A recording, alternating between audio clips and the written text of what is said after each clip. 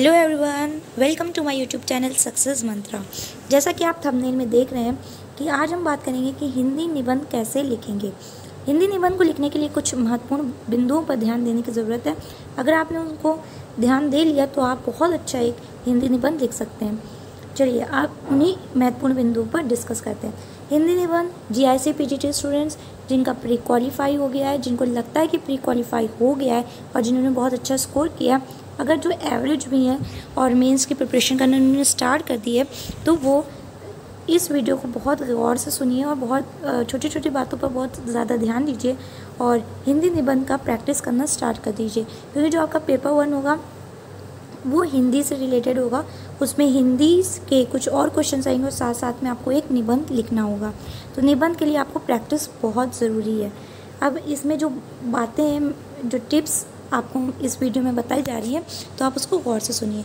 चलिए स्टार्ट करते हैं। पहले ए से, अगर ए से आपका एक वर्ड का है तो कोई बात नहीं।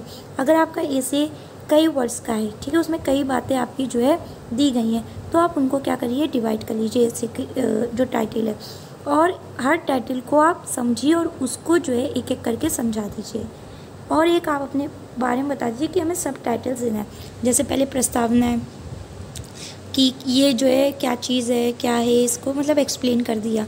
फिर उसके बाद वो कैसे होता है, ठीक है। फिर उसके बाद जो है आप उसकी रोकथाम, और ये मतलब आपको 4 या 5 हिस्सों में आप बांट लीजिए कि हमें ये चीज़ें अपने निबंध में लिखनी है, तो आपको ईजी पड़ेगा। फिर दूसरी चीज़ कि शब्द सीमा, वर्ड लिमिट पर ध्यान दीजिए। अगर आपका 100 है तो आप 1 पेज में लिखने की कोशिश करिए। 200 का लिखना है तो आप 2 पेज के लिखने की कोशिश करिए। इससे ज़्यादा ना लिखें, कोई फ़ायदा नहीं होता है। तो शब्द सीमा पर बहुत ध्यान देना है। और जो सेंटेंस उसमें आप कोशिश करिए कि कम शब्दों में आप बहुत कुछ कह जाएं, तो वो वाले आपको जो है सेंटेंस वैसे आपको यूज़ करने हैं, ठीक है।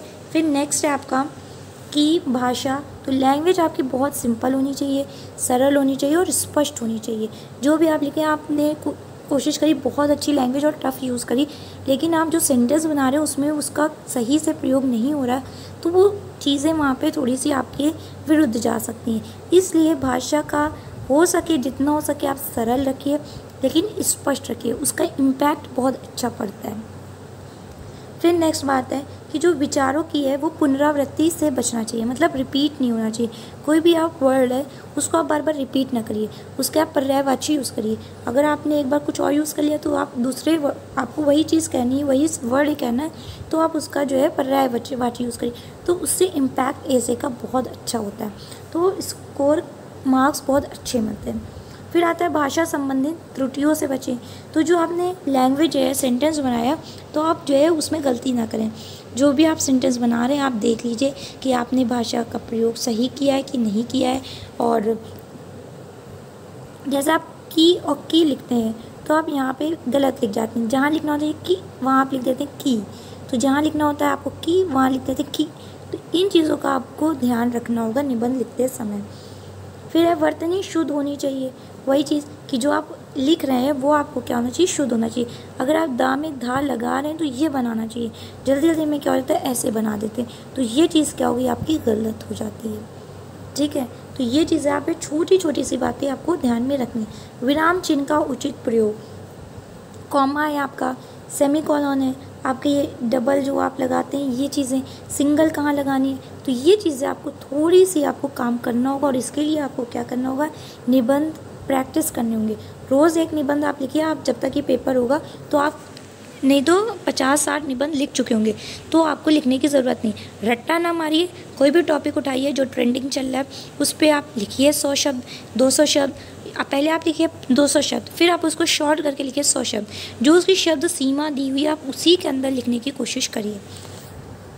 कोई आपका कथन या जो है आपको कोटेशन आता हो या आपको जो है पंक्ति याद हो, तो आप उसको यथास्थान पे जोड़ सकते हैं। आपको जहाँ लगे, आपको लगे कि शुरुआत आपकी पंक्ति से होनी चाहिए या आपकी कोटेशन से होनी चाहिए, तो वहाँ पे उसको ऐड कर दीजिए। कोई आपको ईडियम याद हो तो ईडियम बीच में जोड़ दीजिए। कोई मुहावरा हो तो मुहावरा जोड़िए। तो इससे जो आपको आपके ऐसे में नंबर आपको ज़्यादा मिलेंगे, और ऐसे जो एग्ज़ामिनर होगा, जो पढ़ेगा, उसको लगेगा हाँ कुछ लिखा है, बहुत अच्छा लिखा है, तो उससे आपके इम्पैक्ट अच्छा पड़ेगा और नंबर आपको ज़्यादा मिलेंगे। फिर है नेक्स्ट पॉइंट कि लिखने के बाद पढ़े ज़रूर कि आपने लिखा क्या है, क्योंकि जल्दी जल्दी में याद नहीं रहता और लिख जाते हैं आप। फिर आप उसके बाद जो आवश्यक सुधार, अगर आपने कुछ गलत लिख दिया है तो आप उसको सही कर दीजिए, या फिर अगर आपको लगता है कि नहीं ये चीज़, इससे अगर हम ये सेंटेंस लिखें तो ज़्यादा अच्छा बन सकता है, ठीक है, तो आप वैसे उसको लिखने की कोशिश करिए। तो ये चीज़ें आप करिए, हिंदी के ऐसे के राइटिंग करिए, लिखिए। तो लिखने के टाइम आप ये बातें ध्यान रखेंगे तो आपका जो ऐसे होगा वो इम्पैक्टफुल होगा और आपको ज़्यादा स्कोर दिला सकता है। तो उसके लिए आपको क्या करना है, प्रैक्टिस करना है रोज़ एक ऐसे। तो आज का टॉपिक आपका है कि कोरोना वायरस, ठीक है, तो कोरोना वायरस एक वैश्विक महामारी, ये आप एक टॉपिक लीजिए, आप इस टॉपिक पे लिखिए और कल हम इस पर डिस्कशन करेंगे कि इस पर क्या क्या पॉइंट्स लिख सकते हैं, कैसे लिख सकते हैं। फिर उसके बाद आप देखिए कि आपने कैसा लिखा है, और अगर आपको अपना लिख लिया और करेक्ट कराना है तो आपका कोई फ्रेंड है, कोई घर में अगर आपके एजुकेटेड है तो एजुकेटेड लोग हैं तो आप उनको दिखाइए। अगर आपके घर में कोई एजुकेटेड नहीं है तो आप अपने दोस्तों से चेक करवाइए, ठीक है, वो फिर आपको बताएंगे कि नहीं ये ऐसा नहीं है, ऐसा अगर होता तो ये ज़्यादा अच्छा होता, ये चीज़ ऐड करते तो ज़्यादा अच्छा ऐड लगता। तो वहाँ पे फिर आप वो पॉइंट आप दिमाग में रखिए और फिर वो चीज़ ऐड करिए, और आपको पता चलेगा अगर आप 50 से 60 टॉपिक कोई भी कवर कर लेंगे तो आपको मालूम होगा कि आपको क्या ऐड करना है, कहाँ ऐड करना है, कौन से वर्ड कहाँ ऐड करना है, और ज़्यादा क्या होंगे आपकी जो है वोकैबुलरी बहुत अच्छी हो जाएगी। तो इस वजह से आपको प्रैक्टिस करना ज़रूरी है। अगर आपको ये चीज़ें पसंद आई है तो सक्सेस मंत्रा चैनल को सब्सक्राइब करिए अगर आपने सब्सक्राइब नहीं किया है, और अगर आपने सब्सक्राइब करा है तो फिर बने रहिए इस चैनल के साथ। Thank you for watching.